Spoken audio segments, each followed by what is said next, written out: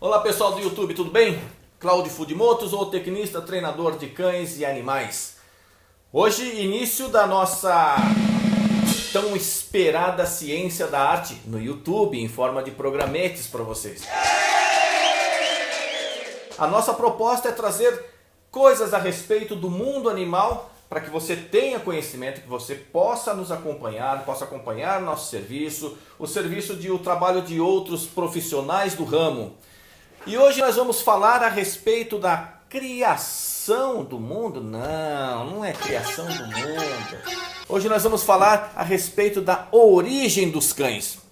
Bom, a coisa é muito simples. Nós falamos muito a respeito de cães, nós falamos muito a respeito dessas espécies. A cada dia que passa, mais adestradores entram no mercado, mas puxa vida, infelizmente conhecemos muito pouco a respeito desses animais que há muito estão com a gente. Há controvérsias a respeito da origem dos cães. Alguns defendem a ideia de que eles foram domesticados há 15 mil anos. Outros falam que foi um pouquinho mais. E aí a grande pergunta: quanto tempo? O nosso planeta surgiu há aproximadamente 4,5 bilhões de anos. Vamos fazer um paralelo. Os tubarões surgiram há aproximadamente 300 milhões de anos. Os dinossauros, aí por volta dos seus 200 milhões de anos. Os vertebrados surgiram há aproximadamente 520 milhões de anos. Por sua vez, os crocodilos estão no nosso planeta há 70 milhões de anos. Agora, para vocês terem uma ideia, os cães começaram seu processo de domesticação há aproximadamente 120 mil anos apenas. São 120 mil anos e a Terra tem 4,5 bilhões de anos. Vamos nos aprofundar um pouquinho mais na história. Os homens resolveram descer das árvores e andar eretos. Aí começou-se o problema do nosso planeta. Por quê? Porque então eles descobriram novas fontes de alimentação. Com isso, eles tiveram mais tempo para o ócio. E com o ócio, mais tempo para pensar. Aí então eles dominaram o fogo e um pouquinho mais para frente descobriram formas de predar sem o contato corpo a corpo. Isso aumentou grandemente as suas vantagens em cima de outros animais. Agora, com armas em punhos, sendo flechas e lanças, eles começaram a predar e a matar os grandes animais. Do berço da África, iniciou-se a imigração e homens foram para diversas partes do mundo até chegar à Eurásia. E foi lá na Eurásia onde estava tudo prestes a acontecer. Da mesma forma, eles acabaram com os grandes animais, deixando para trás os ursos e os lobos. Agora vem uma coisa bastante legal que vai acender um pouquinho a tua memória. Esses lobos, eles são chamados de Canis lupus. Isso mesmo, Canis lupus. Dá para você perceber? Daí, um pouquinho mais para frente, nós tivemos então uma outra espécie, o surgimento de uma outra espécie, o Canis lupus familiaris. Mas como é que isso se aconteceu? Bom, pesquisadores dizem que determinados animais, aqueles que eram menos ferozes e mais propensos a contato. E lembrando que os canis, eles são investigadores. Então, em alguma parte da história, alguns animais se aproximaram dos homens e perceberam então a grande vantagem que eles tinham. Uau! Agora sim as coisas começam a se encaixar. Esses animais menos ferozes se aproximando dos homens talvez para investigar e percebendo que ali de vez em quando sobrava um pouquinho de comida, passaram a frequentar com maior frequência as aldeias. Os mesmos investigadores, os mesmos cientistas, os mesmos pesquisadores defendem a ideia de que alguma loba prenhe teve a sua ninhada na própria aldeia. Por que ela? Porque se fosse um lobo macho, tá, que tivesse se aproximado dos humanos, na época de acasalamento, esse poderia sair e depois voltar, mas ele voltaria sozinho. E ao fim da vida desse animal, acabaria então o elo.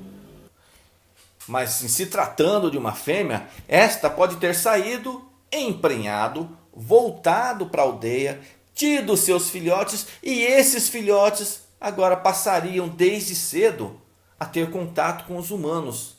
Aí sofreriam então aquilo que nós viemos aqui recente, chamar de imprinting. Eles sofrendo um imprinting, receberam uma gama de informações. Passam a receber uma gama de informações agora de uma outra espécie. Dá-se aí o surgimento do que nós também conhecemos de binômio. Bom, mas não foi tão simples assim. Houve muito acaso na história. Aquilo que aconteceu nessa aldeia pode ter acontecido em outras, e ao acaso, essas espécies foram se aproximando. Uns morriam, outros permaneciam. Uns procriavam e iam embora, outros procriavam e ficavam.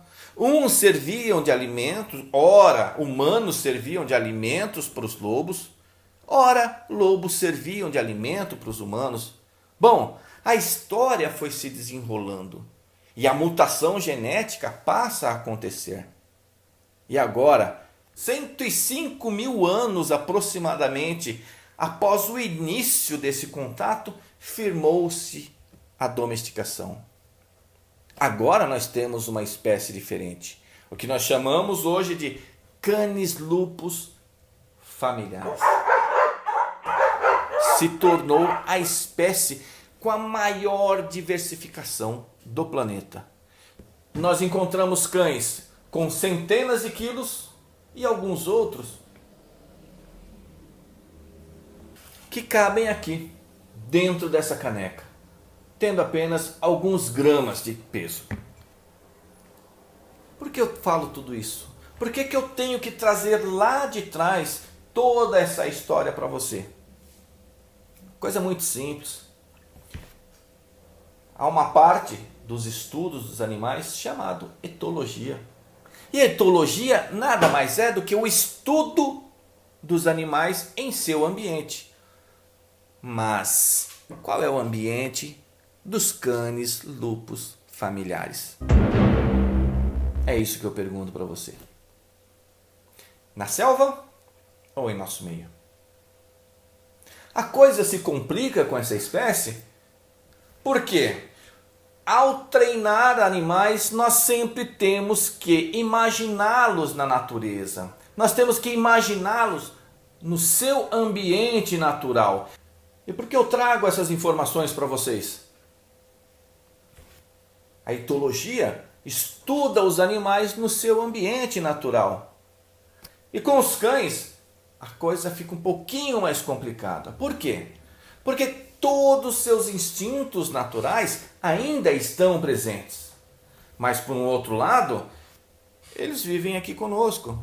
E o seu ambiente natural hoje é o nosso meio. Isso complica um pouquinho mais. Por quê? Em alguns momentos, ele tenta manifestar aquilo que o seu instinto diz. Aquele instinto que está em todos os animais. Aquele instinto que ainda faz parte do Canis lupus, o lobo cinzento. Mas ele é um animal que vive conosco. E esse comportamento lá do meio do mato, esse comportamento lá da selva, não lhe cabe aqui agora. E nós queremos fazer o quê? Com que ele se comporte como nós. Nós humanizamos esses bichinhos. E aí começa a complicar um pouquinho mais. Não é tão simples assim. Vocês podem notar. Porque o teu cachorro cava o seu jardim. E você briga com ele porque ele acabou com as suas rosas? E porque ele enterra o osso que você acabou de dar para ele? E aquelas fêmeas que têm a manifestação do cio psicológico? O que devemos fazer? Lidamos com eles vendo-os como animais selvagens? Ou lidamos com eles como sendo nossos filhos? Uma coisa eu te digo, é muito complicado, mas ao mesmo tempo é tão fácil entender. Ao mesmo tempo, isso pode ser pacífico. Essa relação entre vocês pode ser pacífica. E aí o que eu digo para você, meu amigo, você que está me assistindo e que não tem como adestramento de cães a tua profissão, a sua atividade, liga para os nossos colegas, tem uns montes aí pelo país. E você mesmo que está me assistindo, você que tem isso como profissão, comece a colocar na balança. Veja o animal como sendo doméstico, mas não esqueça que ele tem muitos dos seus comportamentos naturais ainda da época dos homens das cavernas.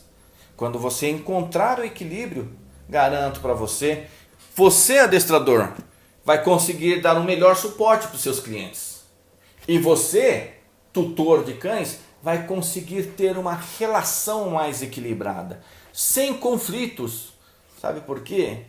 Porque trate-o como seu filho, trate sim. Mas veja que ele fala uma língua diferente. Não espere que ele entenda o seu linguajar. Você tem a obrigação de compreender a comunicação dos cães. Por quê?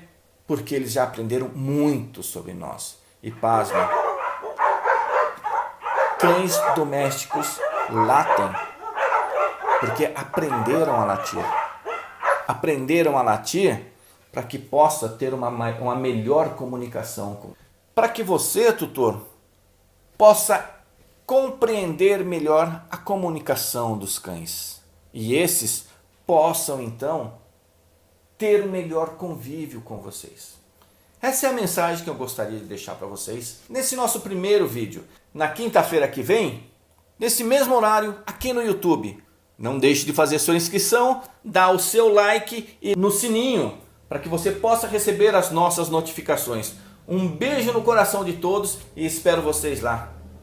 Até a próxima.